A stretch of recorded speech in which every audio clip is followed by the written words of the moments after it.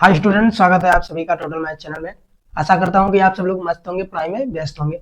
आज के इस क्लास में हम बात करने वाले हैं चर संख्याएं और अचर संख्याएं क्या होती है, इसको हम लोग सीखेंगे। ठीक है, तो सबसे पहले हमारा होता है चर संख्या और दूसरा क्या होता है अचर संख्या। ठीक है, ये दो प्रकार की संख्या है और इन्हीं संख्याओं से मिलकर हमारा अलजेब्रा का सवाल बनता है। अलजेब्रा मतलब बीजगणित का शुरुआत इन्हीं दो संख्याओं से होता है। कैसे होता है, जैसे मैं बता दूं 5x प्लस 4y मैंने लिख दिया, तो अलजेब्रा का ये सवाल बन गया। क्या बन गया? ये बीजीय व्यंजक बन गया। व्यंजक ये है। ठीक है, तो इसमें देख सकते हैं कि इसमें x और y है, अल्फाबेट के नंबर भी हैं और काउंटिंग करने वाले 5 और 4 भी हैं। तो ये दोनों प्रकार की संख्याओं से मिलकर बने हैं। अल्फाबेट जो नंबर होते हैं वो होते हैं चर, और जो काउंटिंग करने वाले नंबर होते हैं वो होते हैं अचर। इन्हीं दोनों प्रकार के संख्याओं को हम इस वीडियो में सीखने वाले हैं, कौन सा होता है चर और कौन सा होता है अचर। ठीक है, तो सबसे पहले मैं बात करने वाला हूं कि चर संख्या क्या होती है। ठीक है, वेरिएबल। वेरिएबल इसको इंग्लिश में कहते हैं वेरिएबल। ठीक है, इसको इंग्लिश में कहते हैं कांस्टेंट। ठीक, तो चर संख्याएं ऐसी संख्याएं होती हैं जिनका मान परिवर्तित होता रहता हो, हमेशा बदलता रहता हो, परिवर्तनशील हो। चर का मतलब चलने से, जो हमेशा चलता रहे। चलने का मतलब मान बदलता रहे। जैसे आप सभी ने कभी ना कभी देखा होगा कि जैसे x के बराबर 0, x के बराबर कभी 5, x के बराबर कभी 8, x के बराबर कभी 120, ऐसे ऐसे इसका मान बदलता रहता है। ठीक है, तो ये संख्या हमारा बदल रहा है, अर्थात परिवर्तनशील है। कभी 0, कभी 5, कभी 8, कभी 120, तो ये परिवर्तनशील है। तो ये संख्याएं हमारी हो जाएंगी चर संख्याएं। चर मतलब ये चल रहा है, इसका मान परिवर्तित हो रहा है, कभी 0, कभी 5, ऐसे। तो आप सब समझ सकते हैं जिन संख्याओं का मान परिवर्तित होता रहता है वो संख्याएं हमारी होती हैं चर। चर संख्याओं को हम अल्फाबेट, इंग्लिश के अल्फाबेट से लिखते हैं। ठीक है, इंग्लिश के अल्फाबेट से लिखते हैं, जैसे A B C D ऐसे ऐसे जेड तक इंग्लिश के अल्फाबेट से इन्हें दिखाते हैं, लिखते हैं। और हिंदी के अल्फाबेट से जैसे का, खा, गा, ये हो गए हिंदी अल्फाबेट। और इंग्लिश अल्फाबेट या किसी वस्तु का नाम जैसे कार, बस, है ना, ट्रेन, है ना, कपड़ा, किसी का नाम जैसे रीना, मीना, कुछ भी हो जाए इन संख्याओं को दिखाने के लिए। ठीक है, जैसे बात कर दिया जाए कि 5 लड़की है ना,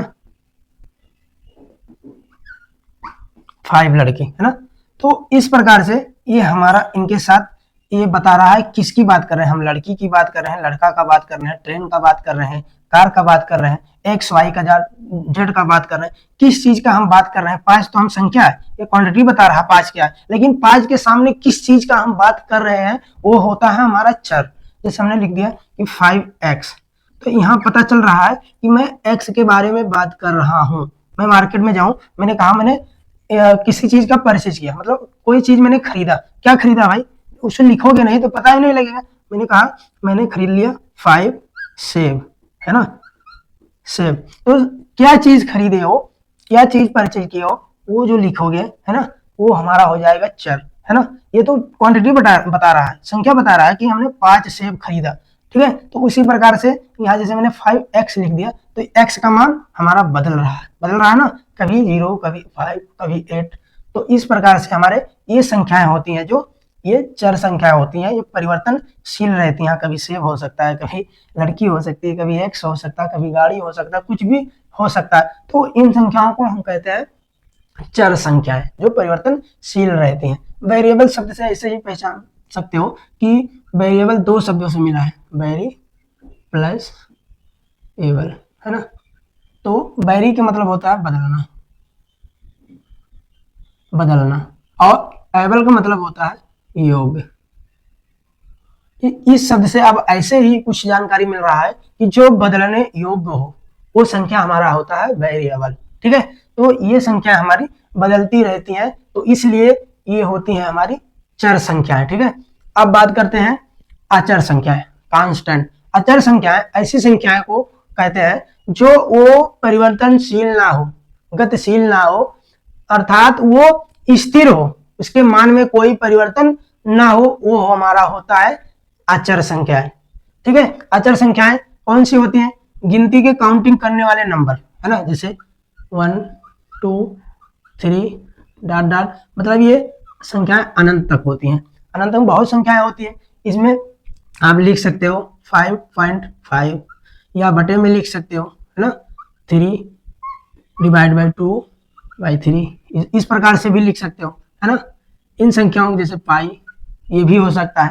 तो ये अचर संख्याएं होती हैं। अचर संख्याएं कैसे? जैसे मैंने कह दिया कि मैंने 100 लिख दिया, मैंने 100 लिखा, हम इंडिया के लोग हैं, मैं कहूँ कि हमारे इंडिया में 100 लिखने में 2 जीरो लगाया जाता है। क्या विदेश में जाएंगे तो वहाँ 100 लिखने के लिए हम 5 जीरो लगाएंगे या 3 जीरो कर देंगे?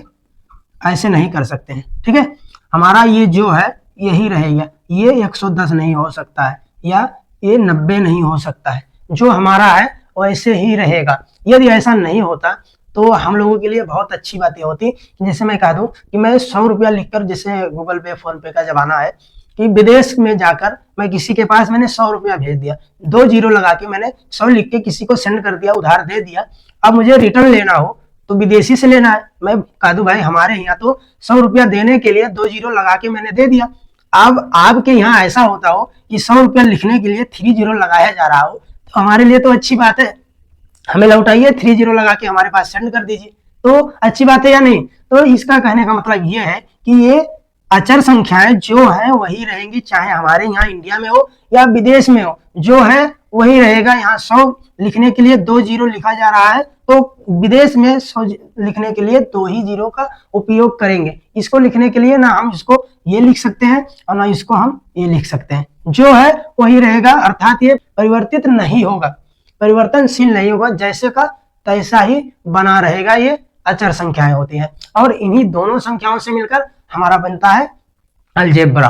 अलजेब्रा अर्थात बीजगणित। बीजगणित का ये दोनों संख्याएं शुरुआत का जो इनका जोड़ घटाव गुणा भाग किया जाता है, इन्हीं संख्याओं का मेल से हमारा बीजगणित बनता है। और बीजगणित का ये शुरुआत है, यहीं से आगे हमारा बीजगणित का सिलेबस चलता है। जैसे मैं कह दूं कि y बराबर 6x + 2z, तो ये देख लीजिए अलजेब्रा का ये समीकरण है, ये समीकरण है। ठीक है, x + 4 2y, ये समीकरण नहीं है, ये व्यंजक है, ये व्यंजक है, ये समीकरण है। समीकरण क्या होता है, व्यंजक क्या होता है और सर्वसंख्या क्या होता है, ये अलग अलग चीजें हैं। आप सभी को ऐसा लग रहा हो कि ये सब चीजें सेम है, लेकिन सेम नहीं है। अभी अलग वीडियो इसके लिए बनाऊंगा, समझाऊंगा कि समीकरण, व्यंजक और सर्वसंख्या और बहुपद ये सब क्या होते हैं, इसका अच्छे से जानकारी देंगे इस वीडियो में। केवल हम समझेंगे कि चर और अचर क्या होता है, बस यहाँ तक, और हम लोग समझ चुके हैं कि चर और अचर क्या होता है। मैंने सबसे पहले बात किया था कि जैसे मैंने लिख दिया 5x + 4y, ये क्या है, एक व्यंजक है। तो इसमें व्यंजक को बनाने के लिए हमें किस किस संख्याओं का उपयोग करना पड़ा, चर और अचर। मैंने ये कहा कि चर संख्याएं वो होती हैं जो अल्फाबेट के नंबर से लिखा जाता है। तो आप देख सकते हैं यहाँ x और y 2 संख्याएं लिखे हैं, तो ये क्या हो गया, हमारा चर हो गया, चर हो गया। और इसी में मैंने लिखा है 5 और 4, ये क्या हो गए, अचर। तो इन दोनों प्रकार के संख्याओं से मिलकर हमारा ये व्यंजक बना और व्यंजक से हमारा बीजगणित का शुरुआत होता है। आशा करता हूं कि आप सभी को चर और अचर संख्याएं समझ में आया होगा। यदि आप सभी को समझ में आया है तो एक प्यारा सा कमेंट करके और लाइक करके हमें बता दीजिए कि हाँ सर, आपका तरीका, आपके वीडियो में जो आपने बताया चर और अचर क्या होता है, मैं समझ गया हूँ। ठीक है, तो हमें मोटिवेशन मिलेगा कि हमारे जो स्टूडेंट हैं समझ रहे हैं। ठीक है, मिलते हैं छोटे से ब्रेक के बाद नेक्स्ट वीडियो में। ओके।